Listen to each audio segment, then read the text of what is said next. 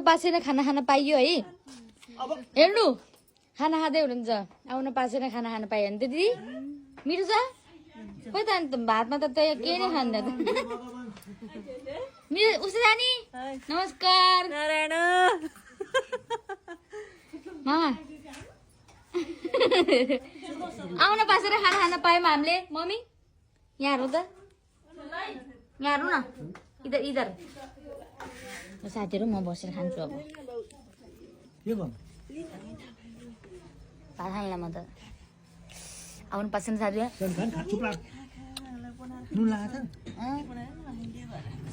हजुर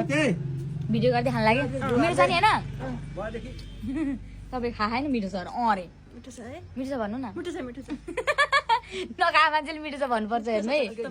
आमाले बनाउनु भएको नो नो नो घिउ किन दुब्लाई भनेर घिउ बनाएको के हो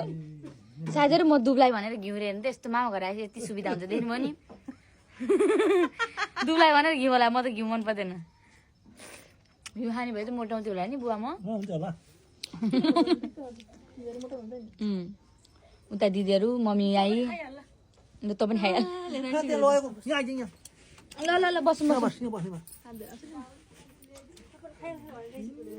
यस्तै हो दिदी भनेको यस्तो हुनुपर्छ अर्को तरकारी के छ अर्को अचार के छ अर्को नै अर्को कागती कस्तो हो मिठो छ कि छैन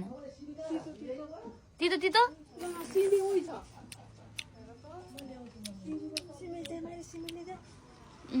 खानालाई गर्मी भयो त सानी मलाई त